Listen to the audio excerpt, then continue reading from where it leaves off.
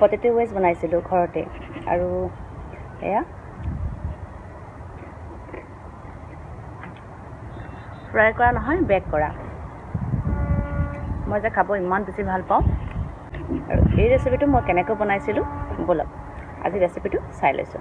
পটেটোৱেজেছ মানে আলু বেক কৰা ক'ব যেনেকুৱা সহজ এই কামটো অকণমান দীঘলীয়া খাব কিন্তু খুব সহজ আৰু হৈ যোৱাৰ পিছত 5 মিনিটো নালাগে শেষ হ'বৰ কাৰণে আৰু সেই কাৰণে মই ডাঙৰ আলু দুটা কাটি ল'লোঁ অকণমান ডাঙৰ সাইজত কাটিছোঁ বেছি সৰু হ'লে বেক কৰা সময়ত অকণমান দিগদাৰ হয় তাৰপিছত ভালদৰে ধুই পানীত মই মাত্ৰ 5 মিনিটৰ কাৰণে উতলাই লৈছিলোঁ হাই ফ্লেমত তাৰপিছত নমাই চেকি ল'লোঁ আৰু এতিয়া মছলাখিনি ৰেডি কৰি লওঁ এই মছলাটো ৰেডি কৰিবৰ কাৰণে মই মাত্ৰ এচামুচ মিঠাতেল লৈছোঁ অকণমান হালধি গুড়ি শুকান জলকীয়াৰ গুড়ি জিৰা গুড়ি আৰু গৰম মছলা আৰু মছলাৰ পৰিমাণ দেখি গম পাইছে নহয় মই কিমান ব্যৱহাৰ কৰিছোঁ লগতে আধা চামুচতকৈ কম চিলি ফ্লেক্স যিখিনি মই ঘৰতে ৰেডি কৰি ৰাখোঁ তাৰপিছত যিখিনি বইল কৰি লৈছিলোঁ মাত্ৰ 30% মান বইল কৰিছিলোঁ আলুখিনি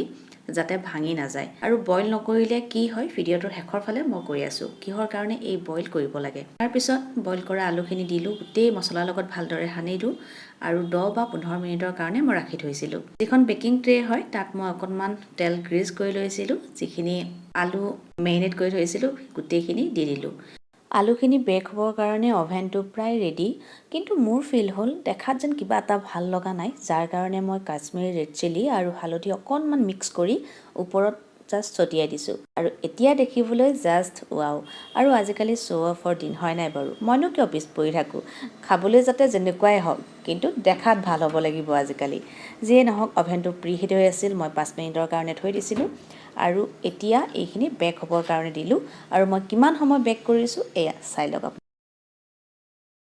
আৰু এয়া আমাৰ আলু বেক হৈ গ'ল আৰু বেক হোৱাৰ পিছত এয়া আলু নহয় পটেটো বেক হৈ গ'ল আৰু ওপৰত মই অকণমান জালুকো ছটিয়াই দিছিলোঁ দেই জালুক অৱশ্যে মছলাখিনি সনাৰ সময়তো দিব পাৰি যিটো মই একেবাৰে পাহৰি গৈছিলোঁ যিয়ে নহওক খুব ভালকৈ দুইফালৰ পৰা এইখিনি বেকড হ'ল মানে ভালদৰে সিজি গ'ল আৰু টেষ্টৰ কথা মই নকওঁ আৰু আমি প্ৰায় মই বুলি নহয় আমি প্ৰায় বাহিৰত ফ্ৰেঞ্চ ফ্ৰাই খাই ভাল পাওঁ বেছি দামেৰে আমি আলুৰ সামগ্ৰী কিনি খাই ভাল পাওঁ হয় নাই বাৰু আৰু আলুৰ দাম বহুত বেছিও নহয় আৰু আজিকালি প্ৰায় ঘৰতে অভেন হওক বা মাইক্ৰৱেভ হওক থাকেই গতিকে আমি ঘৰতে এইদৰে খুব সহজে নিজৰ কাৰণে নিজৰ হাতেৰে ৰেডি কৰিব পাৰোঁ আবেলিৰ স্নেক্স এটা আৰু আপোনালোকৰ আজি এই ভিডিঅ'টো কেনেকুৱা লাগিল জনাবলৈ নাপাহৰিব কমেণ্ট এটা কৰিব আকৌ আৰু ভিডিঅ'টো ভাল লাগিলে লাইক এটাও কৰি দিব লগ পাই আছোঁ খুব সোনকালে অন্য এটা নতুন ভিডিঅ'ত